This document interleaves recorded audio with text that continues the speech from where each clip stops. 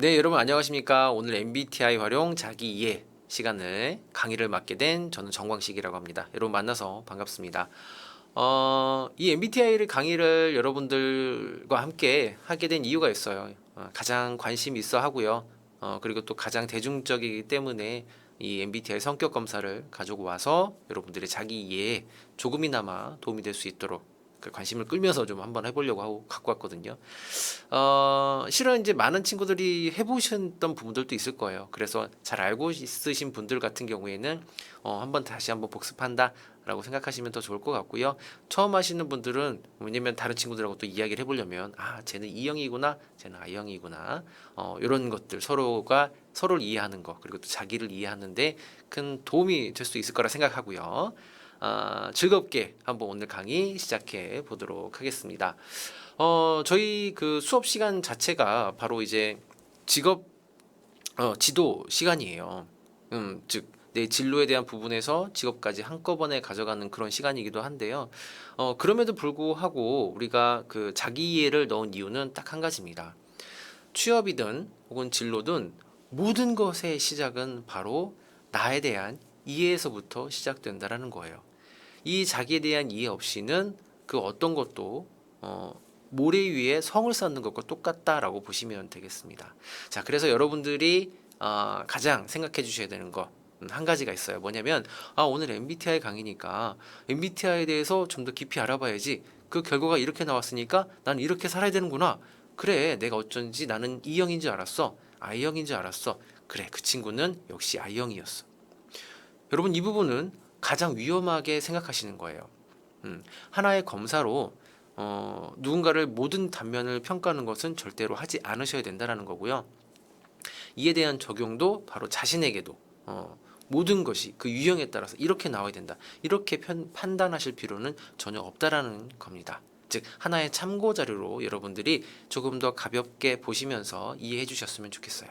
자, 그러면 본격적으로 한번 시작해 보도록 하겠습니다. 나를 알아가는 방법, 정말 많은 방법들이 있습니다. 그 첫 번째가 자기 자신 스스로에 대한, 나에 대한 판단을 하는 거죠. 그리고 이 나에 대한 어떤 자기 판단은, 뭐, 환경, 적성, 성격, 흥미, 이런 부분들이, 나에 대해서 판단할 수 있는 부분인데요. 또 이제 나를 알아가는 방법 중에 하나가 이렇게 자기에 대해서 스스로 판단하는 것과 더불어서 타인이 나에 대해서 판단하는 방법이에요.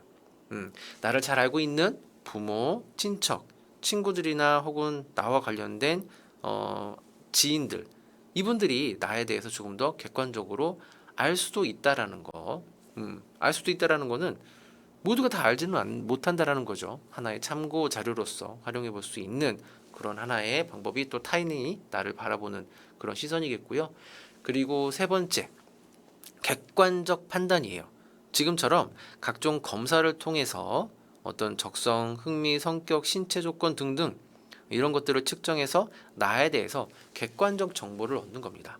즉 여러분들이 오늘 하셔야 되는 것 중에 하나가 MBTI 하나만 가지고 모든 것을 평가하는 게 아니고 다른 뭐 홀랜드라든지 디스크라든지 여러 가지 검사들이 있죠. 이런 것들을 종합적으로 하신 후에 꼭 여러분 스스로를 좀 알아가거나 분석하거나 하는 시간들을 좀 가지셨으면 좋겠습니다. 그 첫 시작이 바로 오늘 MBTI 강의다라고 보시면 되겠습니다. 적어도 나에 대한 이해, 즉 내가 뭘 좋아하고 뭘 싫어하고 그리고 나는 어떤 걸 하면 좋을지 그 항상 초석이 되는 부분은 이 세 가지를 항상 병행하시면서 여러분들의 미래를 꿈꿔보시기를 적극 추천하도록 하겠습니다. 자, 우선은 여러분들이 보셨을 때 그 타인이 보는 판단 이런 여러 가지들이 있어요. 뭐 조용한 신선, 뭐 신중한, 차분한, 그 다음에 뭐 친근한, 다정한, 온화한. 뭐 실제 타인이 봤을 때 나에게 가장 연관된 게 어떤 게 있는지 이렇게 물어보는 방법들도 있으니까 좀 참고만 해주시면 좋겠고요. 그 다음에 방금 전에 말씀드린 어떤 심리 검사에 대한 부분이에요. 뭐 흥미, 객관, 뭐 능력, 적성, 그 다음에 성격, 그 다음에 가치관 등 보통 이 검사를 하실 때는 요 앞에 있는 구성들을 모두 다 해보시고 판단을 하시는 게 가장 조금 더 객관적인 판단을 할 수 있는 그런 근거다라고 보시면 되겠습니다. 특히 흥미 검사, 뭐 여러분들이 가지고 있는 성격 검사는 오늘 MBTI죠. 그 다음에 가치관 검사, 그 다음에 적성 검사나 혹은 뭐 능력 검사 있죠. 이런 부분들은 기업에서도 많이 쓰고 있으니까요. 이런 검사들이 여러 가지가 있으니까 꼭 참고를 해서 한번 해보시는 거 다양하게 좀 꾸려보시기 바라겠습니다. 자, 그 중에서도 오늘 MBTI 검사는 어디에 포인트를 맞춰져 있느냐? 바로 선호성이다라고 보시면 되겠습니다. 자, 여러분 저를 한번 따라해 볼까요? 자, 제가 시키는 거를 한번 해보세요. 우선은 여러분 손을 깍지를 한번 껴볼게요. 손을 깍지를 끼는데 어떻게 낄 거냐면, 자, 하나 둘 셋 하면 바로 이렇게 끼시는 거예요. 바로 끼시고 그 다음에 어떤 손가락이 먼저 위에 올라왔는지 한번 보도록 하겠습니다. 자, 준비. 이렇게 손을 하시고 하나 둘 셋.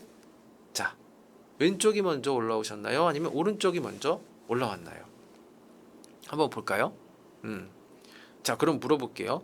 오른손이 먼저 올라오는 게 정답이에요? 아니면 왼손이 먼저 올라오는 게 정답인가요? 정답이 있을까요? 네, 정답은 없죠. 자신이 가장 편하고 일상생활에서 가장 많이 쓰는 패턴, 즉 왼손이든 오른손이든 가장 편한 게 먼저 올라오게 된다라는 겁니다. 그쵸? 너무나도 뻔한 거죠. 그렇지 않다고요? 하나 더 예시를 한번 볼까요? 자, 여러분 이제부터 팔짱을 한번 껴볼게요. 자, 팔짱 이렇게 끼든 오른쪽을 끼든 가장 쉬운 거 여러분 편하게 한번 껴보겠습니다. 자, 하나, 둘, 셋. 네. 자, 왼팔이 먼저 올라왔나요? 아니면 오른팔이 먼저 올라왔나요? 네. 오른팔, 왼팔. 그쵸?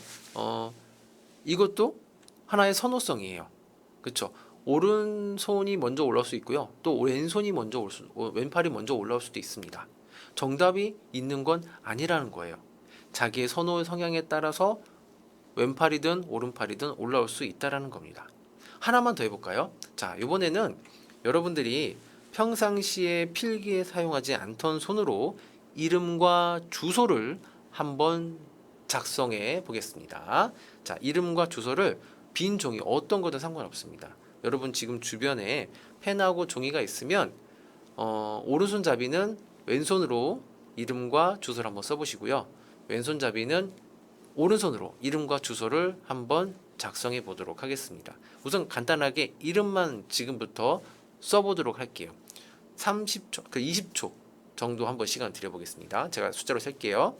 19, 18, 17, 16, 15, 14, 13, 12, 11, 10, 9, 8, 7, 6, 5, 4, 3, 2, 1. 자, 어떠신가요? 잘 써지나요? 네. 정말 여러분들 힘들게 써지지 않았을까라는 생각이 듭니다. 원래는 보통 이거 할 때 1분 40초에서 2분 정도의 시간을 드려요. 근데 저희가 온라인 영상이니까 당연히 시간을 좀 타이트하게 잡아서 좀 설명을 해봤습니다. 시간이 될 때 주소도 한번 써보세요.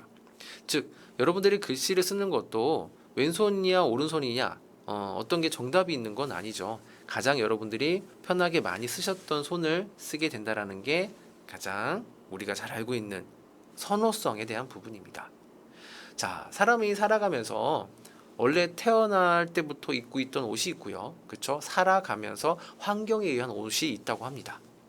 본인에 대한 성격이나 여러 가지에 대한 어떤 습관들에 대해서 익혀지는 그런 옷들이라고 하겠죠. 즉 자기에게 가장 편안한 환경, 가장 편안한 친구, 가장 편안한 어떤 업무 상황 등등 여러분들이 이제 살아가면서 어떤 환경이나 규칙에 조금씩 적용해 간다라는 겁니다.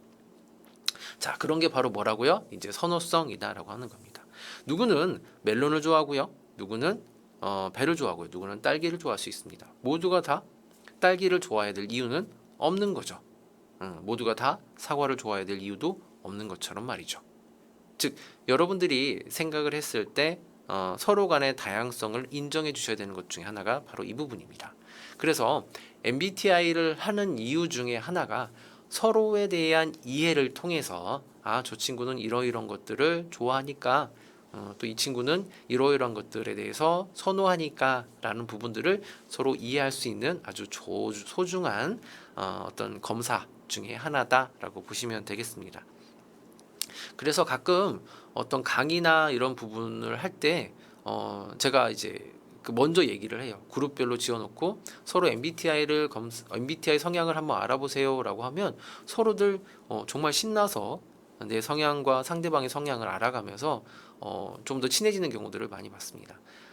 다시 한번 말씀드리지만 MBTI 하나가 정답은 아니지만 이렇게 다양한 서로 간의 이해를 하는데 어떤 아주 작은 하나의 매개체가 될 수 있다라는 거. 그래서 우리가 조금 더 이 검사를 하는 것이 좋다라는 거 여러분들에게 말씀을 좀 드릴게요.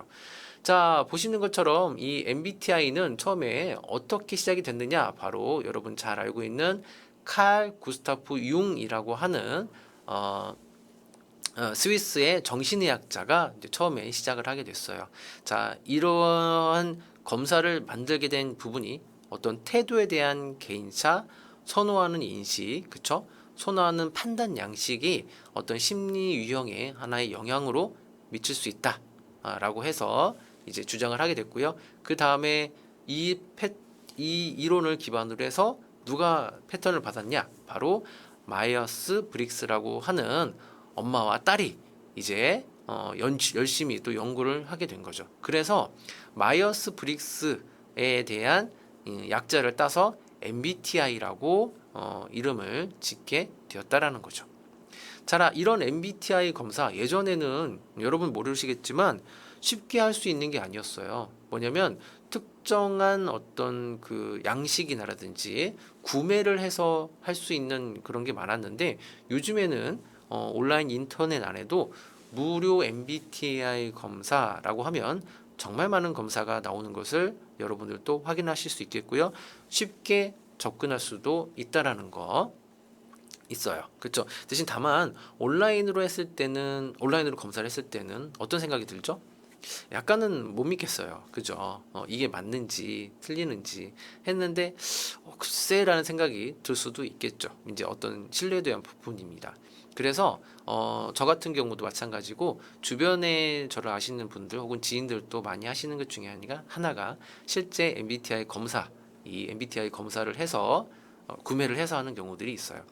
자, 이 MBTI 검사를 할 때 만약에 여러분들이 구매를 했다라고 생각을 해보겠습니다. 첫 번째는 이런 특징들이 있다라는 걸 알고 시작을 하셔야 돼요. 첫 번째, MBTI는 맞고 틀린 것이 없습니다.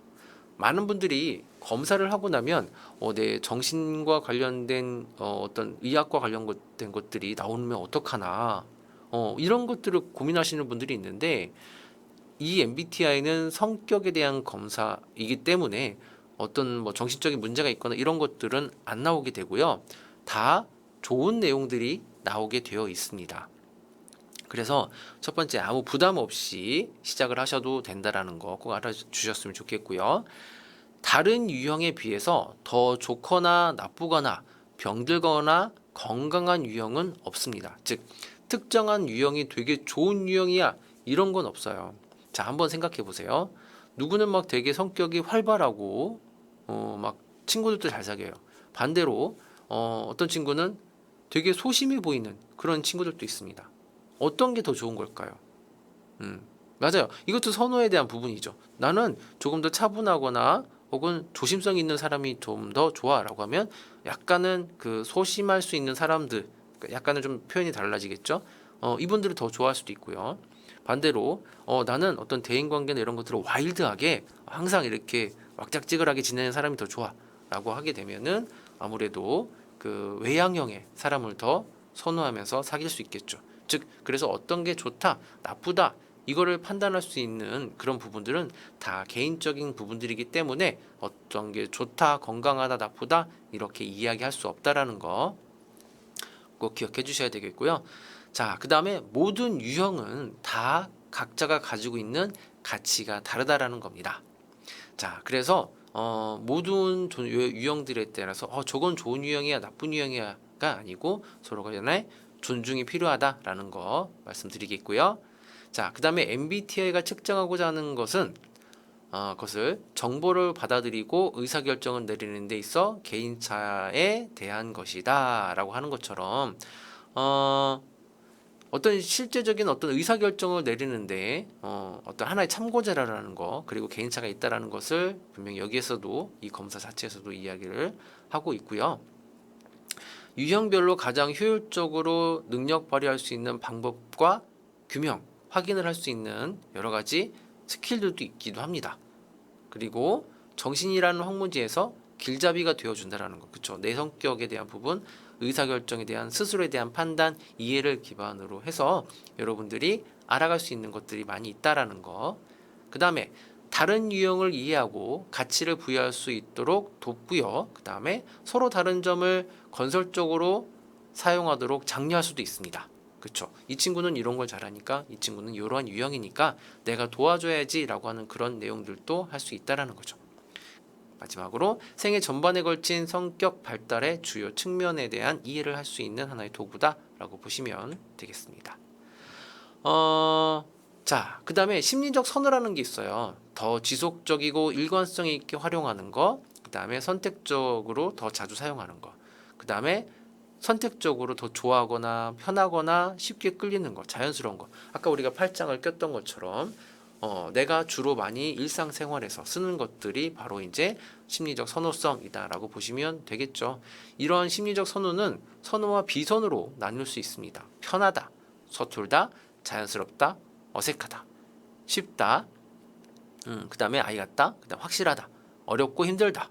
즉 상반되는 것이 이제 선호와 비선호라는 거죠. 즉 내가 뭘 잘 좋아하고 싫어하는지 판단할 수 있는 그런 부분들의 능력치가 올라가야 되는 것도 여러분들 진로 의사결정에도 많은 도움이 된다라는 부분 우선 참고로 말씀드리고, 선호와 비선호는 우리 MBTI 검사에서의 가장 기초적인 초석이 된다라고 보시면 되겠습니다. 자, 이런 MBTI 검사 실시, 여러분들 여러 가지 유형의 MBTI 검사가 있습니다. 그 대신 폼M이라고 해서 직접 구매를 해서 내가 손으로 체크해서 하는 그런 검사의 방법 중에 하나예요. 가장 많이 쓰는 방법 중에 하나 있는데, 자, 이러한 검사가 가장 일반적이기 때문에 오리엔테이션, 즉 이 검사를 하기 전에 해야 되는 마음가짐이나 혹은 방법에 대해서 간단하게 여러분들에게 말씀을 드려볼게요. 첫 번째, 이 검사는 성격을 진단하거나 개인의 능력을 평가하는 심리 검사가 절대 아니라는 거예요. 선천적으로 심리 경향을 알아보는 비진단 검사라는 거예요. 누군가가 이렇다 저렇다라고 하는 진단을 내리는 어떤 그 병원에서 하는 그런 검사가 아니다라는 거. 그 다음에 이 검사의 문항에서는 정답이 없다 말씀드렸죠. 어떤 유형이든 다 가치롭고요. 그 다음에 개발될 수 있는 부분들이 있다라고 아까도 말씀드렸듯이 각 문항을 읽은 다음 자신에게 습관처럼 편하고 자연스럽게 자주 쓰이는 경향, 즉 자신에게 좀 더 가깝다고 생각되는 것을 골라 별도의 답안 용지에 표시하는 게 기본적으로 우리가 표시하는 방법이겠고요. 이 검사는 개인마다 타고나는 심리적 경향과 그 경향이 지니는 성격의 역동을 알아내어 자기와 타인을 이해하고 가정과 사회, 그리고 학교와 직장 및 실생활에 도움을 주고자 하는데 그 목적이 있다라고 얘네들이 얘기하고 있어요. 그러니까 즉 오리엔테이션에 이런 내용들이 써 있습니다. 즉 그래서 여러분들이 일단은 오해 없이 좀 시작했으면 좋겠어요.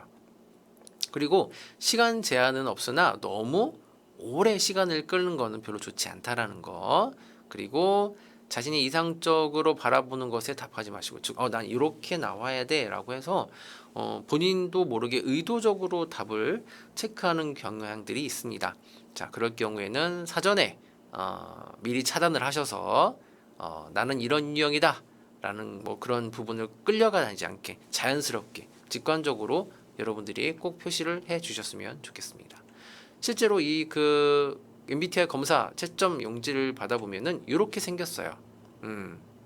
이렇게 생겨서 여러분들이 이렇게 생긴 칸들이 있죠. 자, 한번 제가 체크를 해보겠습니다. 보시면은 이렇게 생긴 칸들이 있어요. 그렇죠? 여기에다가 이제 여러분들이 이제 체크를 하는 겁니다. 기다 아니다라고 하는 부분들이에요. 그래서 체크되어 있는 칸에 해당 점수를 이제 쭉 이제 세로로 더하는 거죠. 이렇게 해서 풀긴 이렇게 푸는데 아래로 이렇게 쭉 더해서 마지막에 여기에서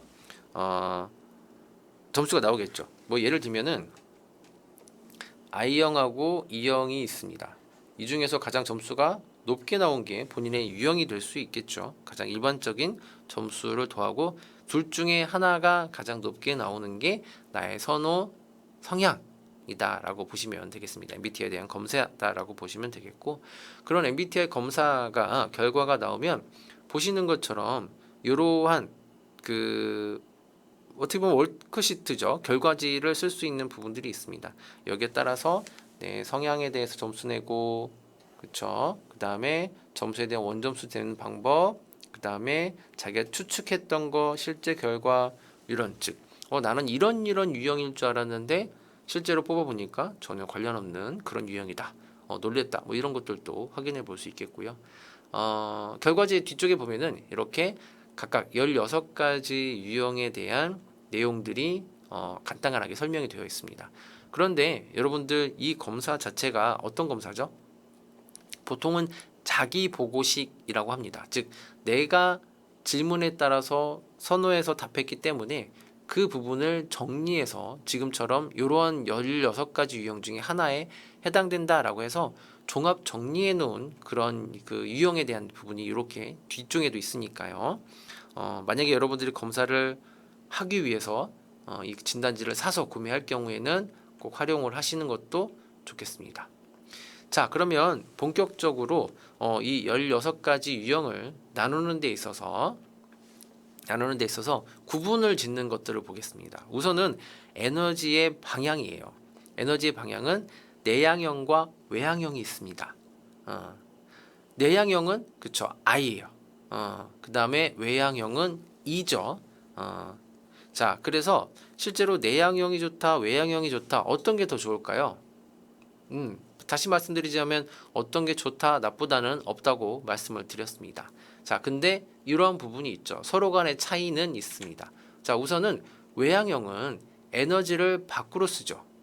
내향형은 에너지를 안으로 씁니다. 즉, 그래서 외향형은 폭넓은 인생에 대해서 추구를 합니다. 친구도 마찬가지고 어떤 게임도 마찬가지예요. 폭넓게 하는 걸 좋아하고, 내향형이 같은 경우에는 깊이 있는 인생관을 추구하죠. 그렇죠? 여러 친구들보다는 진정된 친구 몇 명, 뭐 이렇게 생각하는 경우들도 많이 있다라는 겁니다. 그리고 외향형 같은 경우에는 실내에서의 활동보다는 외부에서의 활동에 상당히 적극적인 부분이 있죠. 그렇죠? 그 다음에 내향형은 굳이 밖에 나가는 것보다는 안에 있는 시간들을 더 선호하는 그런 부분들이 있다라는 거예요. 즉 이렇게 서로 간에 대한 차이가 있는 거지 꼭 무조건 뭐가 맞다, 틀리다 이런 내용은 없다라는 거 꼭 아셨으면 좋겠고요. 자, 계속 보겠습니다. 외향형, E형 같은 경우에는 말로 표현을 해요. 근데 I형 같은 경우에는 어떻게 하죠? 자, 그걸 말로 표현하기보다는 글로써 표현을 해서 좀 더 체계화하거나 본인이 이야기하고자 하는 것을 한 번 더 점검하는 그런 성향의 사람들이 바로 I형 유형에 해당이 될 수 있겠죠. 자, E형은 어떨까요? 활동적인 측면에서 상당히 적극적이겠죠. 어떤 거든 하려고 하고 막 이끌어 가려고 하고 하는 그런 성향이 있습니다. 반대로 내향형, 즉 I형 같은 경우에는 어떨까요? 적극적인 생각을 먼저 하게 됩니다. 이 일을 했을 때에 대한 결과, 이 일을 했을 때에 대한 과정, 이런 부분들이 충분히 검증이 들어가는 부분들이 있죠. 그래서 외향형일 때 어떤 진취적인 부분들도 있지만 그걸 체계적으로 만들어가고 가져가기 위해서는 우리 내향형의 사람들도 서로 잘 조합이 돼야 된다라는 게 첫 번째 우리가 알아야 되는 겁니다. 그래서 뭐가 정답이다, 아니다 라는 것은 없다라는 거. 다만 에너지를 밖으로 쏟느냐, 에너지를 안쪽으로 쏟느냐라는 겁니다. 자, 그러면 외향형, 익스트레베이션이라고 하죠. 이 사람들은 만약에 뭔가를 시켜요. 그럼 할까 안 할까요? 그렇죠? 시키기 전에 먼저 하게 됩니다. 먼저 움직여요. 시키지 않아도 알아서 막 이야기하고요. 시키지 않아도 막 행동합니다.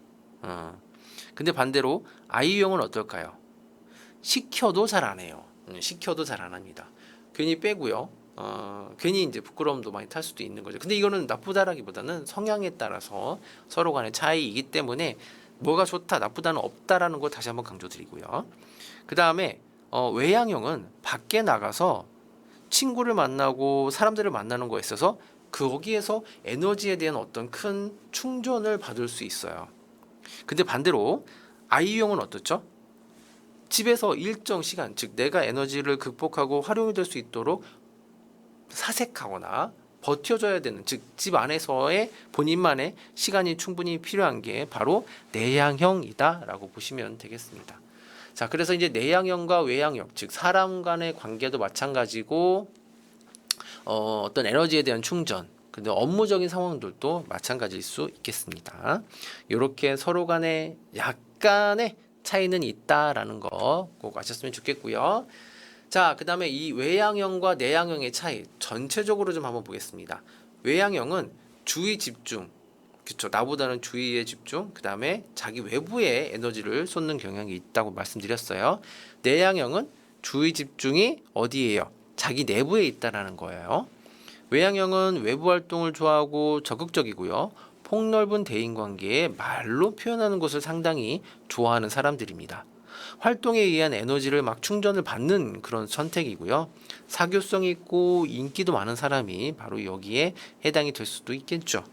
자, 여러 사람들과 동시에 대화를 하거나 이야기하는 것을 선호하는 경우들이 있긴 합니다. 다 그런 건 아니겠죠. 그 다음에 열정적이고 활동적이에요. 그 다음에 경험에 대해서 경험한 다음에 이제 이해를 하는 거예요. 즉 이해를 하고 뭔가를 하는 것보다는 일단 해봐. 하고 나서 이게 이래서 안 됐구나라고 하면서 실제로는 경험에 대해서 경험한 다음에 이해하는 그런 성격이 바로 E형이다라는 거. 반대로 내향형은 어땠죠? 주의 집중이 일단은 내 안에서의 먼저 일어납니다. 그래서 내부 활동에 집중을 하고 있고요. 깊이 있는 대인관계 말씀드렸죠. 많은 사람을 만나기보다는 소수의 인원을 만나서 인연을 이어가는 것을 좋아하고요. 그 다음에 말보다는 글로 표현하는 것을 상당히 선호합니다. 그렇죠? 차분하게 요건 이럴 거야, 요건 저럴 거야라고 하면서 만들어 가시는 성향들이 있고요. 자, 그 다음에 에너지는 비축에 의한 에너지 충전, 그렇죠? 막 밖에 나가서 와일드하게 뭔가를 했을 때 충전되는 사람이 있는 반면에 반대로 안에서 뭔가를 계속 만들어 나가는데 충전이 되시는 분들이 있다라는 거예요. 자, 그 다음에 내향형은 본인만의 공간이 필요하고요. 여러 사람과 이야기하기보다는 조용히 나하고 나 스스로 이야기하는 1대1 대화형의 성향을 갖고 있다라는 거예요. 그 다음에 내향형은 어떤 뭔가를 프로젝트라거나 활동을 할 때 먼저 뭐부터 하죠? 맞아요. 일단은 그 부분에 대해서 이해를 하고 그 다음에 행동으로 이어지는 게 바로 내향형의 성격이다라고 보시면 되겠습니다. 자, 이 부분을 조금 더 깊이 있게 설명을 드리면 적응적 일방 방향이라고 했을 때 우리 E형은 되게 빨라요. 사교적이고 열정적이고 매력적이기 때문에 어떤 그 단체나 소속에 갈수록 되게 빨리 친해지고 있는 반면에 우리 I형은 어떻죠? 그렇죠. 생각해야 돼요. 같이 왔지만 저 친구가 누구인지 나랑 잘 맞는지 이런 부분들을 생각하시는 분들이 계시고요. 되게 신중하고 차분한 분들이 I형에 조금 더 가깝습니다. 그 다음에 E형 같은 경우에는 일방적일 때, 그러니까 잘 적응하면은 지금처럼 매력적이고 열정적이고 사교적이고 깊이 있고 신중하고 차분한 성격이지만 이 업무 환경이나 이런 어떤 돌아가는 환경에 있어 스트레스를 많이 받는다라고 하게 되면은 우선 E형 같은 경우에는 어떻게 되죠? 말이 많다 보니까 본인의 자랑만 하는 경우들이 조금은 늘어날 수가 있겠죠. 그 다음에 침범, 방해, 참견을 많이 할 수 있다라는 거예요. 되게 그리고 말이 많아집니다. 그러다 보니까 되게 소란스럽다라고 하는 그런 부분들이 조금은 있죠.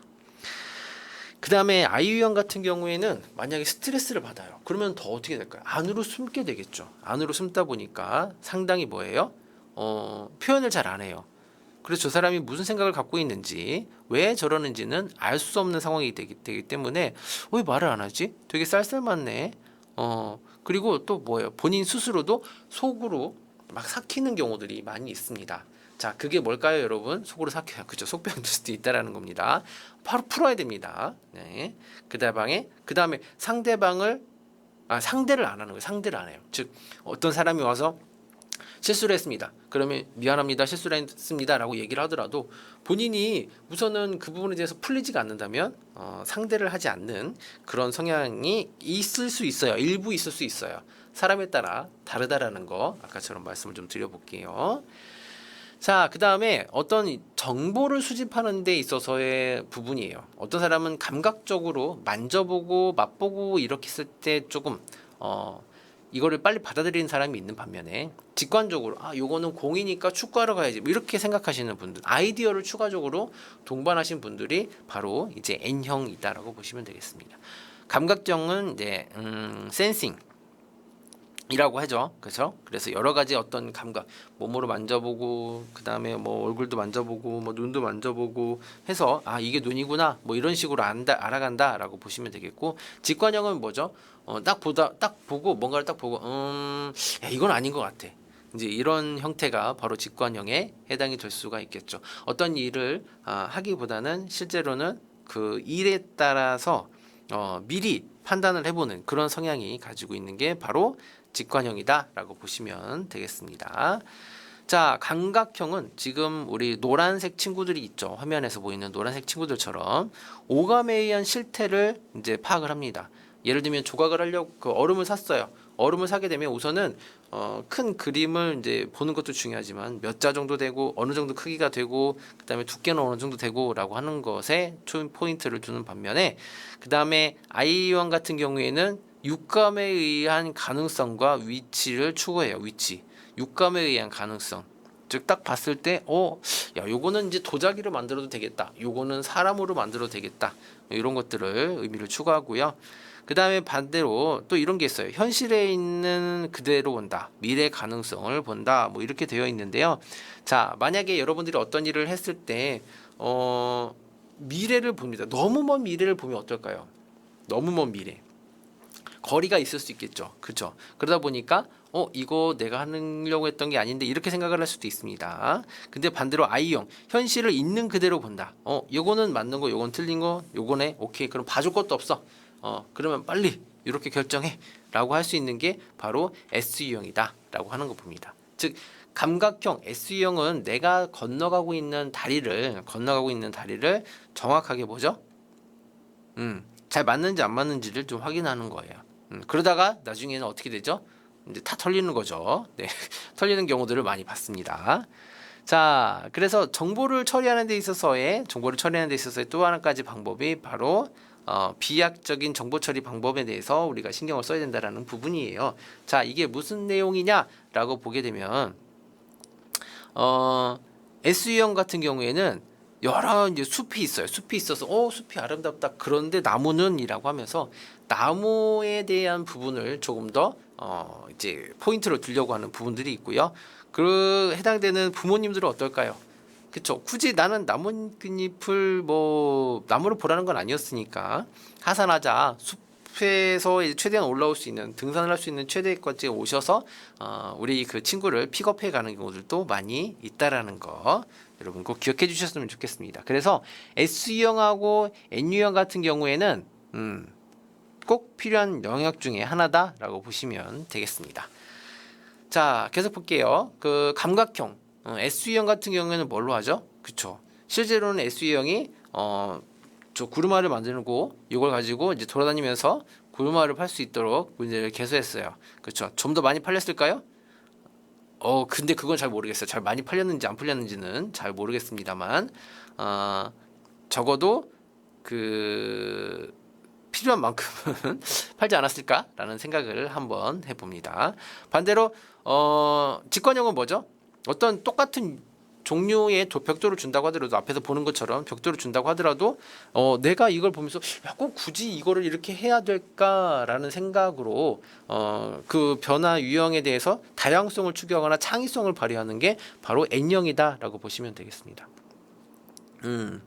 자, 그리고 S유형은 어떤 사실적 구체적인 사건 묘사에 좀 더 포인트를 주는 반면에 N형 같은 경우에는 암시적 비유적 사건을 표현한다고 합니다. 이제 전반적인 어떤 큰 그림을 좀 더 그릴 수도 있겠죠. 자, 그래서 감각형 같은 경우에는 오감이에요.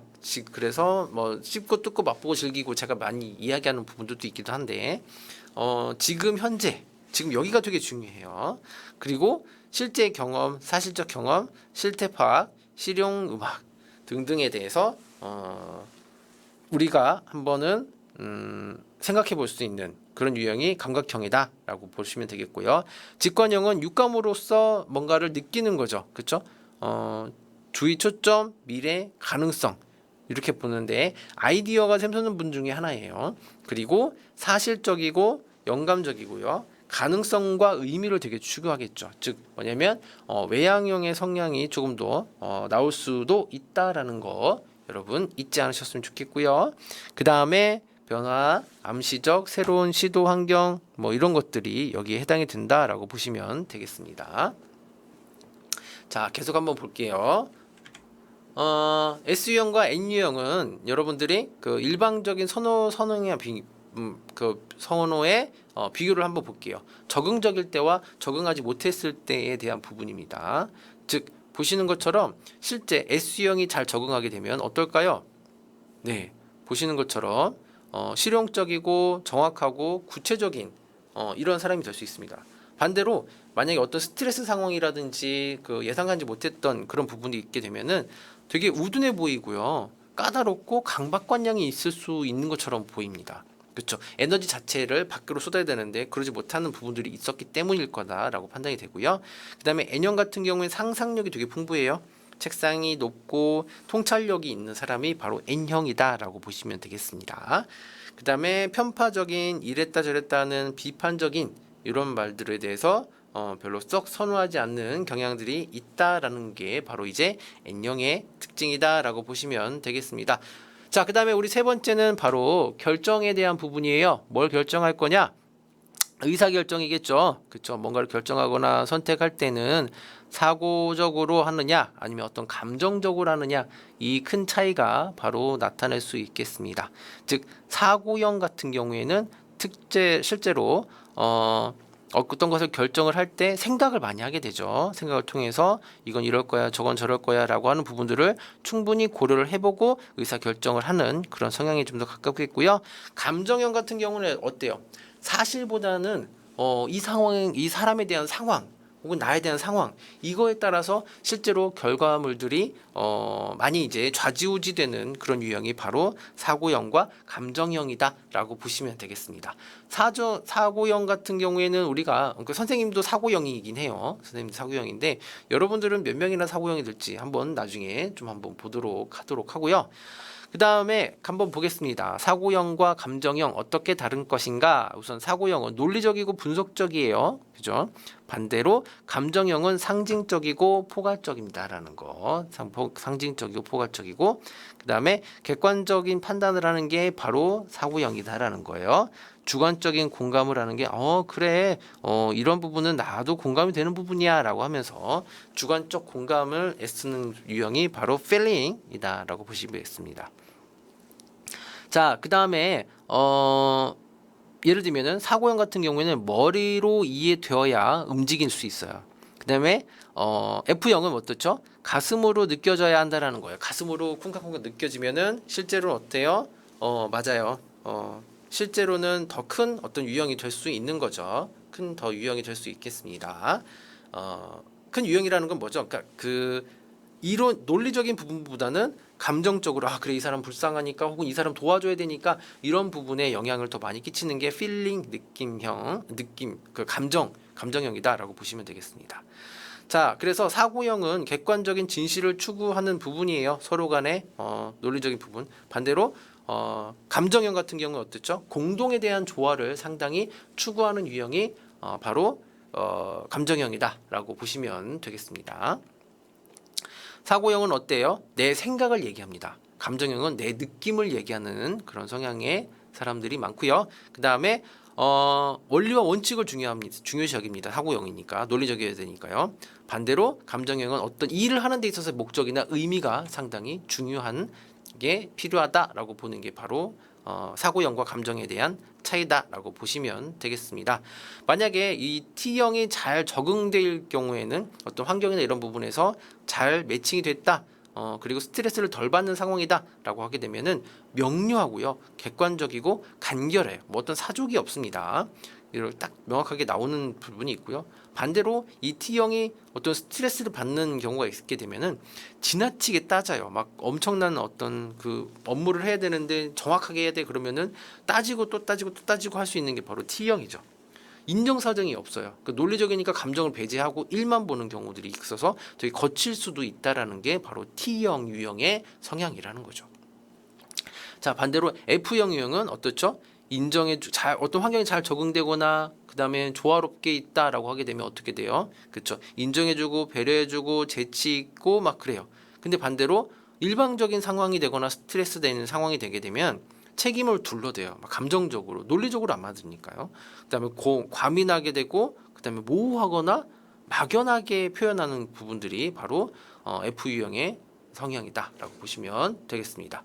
자, 또 마지막이에요. 그 16가지 유형 중에서 마지막 이제 생활 양식입니다. 내가 일반적으로 어떻게 뭐 계획을 하는지 안 하는지 이런 부분에 대한 판단인데 판단형 그쵸? J 그다음 판단형 J고요. 그다음 인식형은 P라고 보시면 되겠습니다. 이 유형의 차이는 간단해요. J 유형은 어떨까요? 아침부터 저녁까지 모든 일들이 어떻게 돼야 되죠? 계획적으로 이미 나와 있어야 되는 게 바로 제2유형의 성격 유형 중에 하나다라고 보시면 되겠고요. 그와 반대로 P유형은 뭐냐면 주어진 상황에 따라서 뭔가를 결정하고 계획하고 이끌어가는 그런 성향이다라고 보시면 돼요. 즉 그래서 제2유형 같은 경우에는 상당히 규칙적으로 뭔가를 만들어가는 성향이 바로 이제 제2유형이라고 보시면 무언가를 탄력적으로 그때그때 유동적인 상황에 따라서 일을 하는 유형이 바로 P유형, P유형이죠. 그래서 감정적인 부분에서 인식을 하는 부분들도 있겠죠. 요때 그냥 직관적으로 판단하는 부분들이 있을 수 있겠죠. 네. 자, 누가 좋다 나쁘다 이런 건 없습니다. 솔직히 체계적으로 뭔가를 계획을 세워서 가는 거 상당히 중요해요. 근데 때에 따라서는 꼭 너무 꽉 막혀온 게 아니고 유동적으로 융통성 있게 발휘하는 것도 상당히 중요합니다. 그래서 제2유형과 P유형이 상황에 따라서 적절하게 쓰이는 게 제일 좋은 답이 될 수도 있긴 하겠죠. 자, 제2유형은 명확한 방향 감각이 있어요. 요거 오늘 책 읽어보고 어디까지 할 거야. 근데 P유형은 어때요? 오늘 이 책 읽었다가 1시간 후에 이 책 읽었다가 1시간 후에 이 책 읽었다가 환경에 따라서 변화할 수도 있다라는 게 바로 그런 부분이고 제2유형은 정리정돈을 되게 잘해요. 근데 반대로 P유형은 상황에 맞추는 어떤 융통성을 잘 발휘한다라는 거죠. 제2유형이 분명한 목적성을 갖고 있다라고 하게 된다면 반대로 P유형은 목적과 방향은 변화가 가능한 거예요. 그래서 융통성을 발휘하는 딱 그 유형이 P유형이다라고 보시면 되겠죠. 그러니까 J가 상당히 높은 점수의 J가 보게 되면 P유형은 개념이 없는 사람으로도 보일 수도 있습니다. 근데 그건 또 상황에 따라 다르니까요. 자, 그다음에 요건 이렇게 넘어가고요. 자, 요러한 그 J와 P가 잘 적응됐을 때와 적응되지 않았을 때의 그 환경에 따른 어떤 게 다른지 한번 보도록 하겠습니다. 우선은 적응을 좀 잘했어요. 적응을 잘하고 있어요. 제2유형이 적응을 잘합니다. 그러면 되게 효율적이고 계획성이 있고요. 책임감 있어요. 반대로 일방적이거나 스트레스를 받는 어떤 상황이 되게 되면 강요하고 성급하고 막 융통성이 없어 막 꽉 막혀 있다라고 하는 그런 표현들도 듣게 될 수도 있습니다. 그럼 P는 어떨까요? P는 적응이 잘해요. 일단은 융통성이 있고요. 여유 있고요.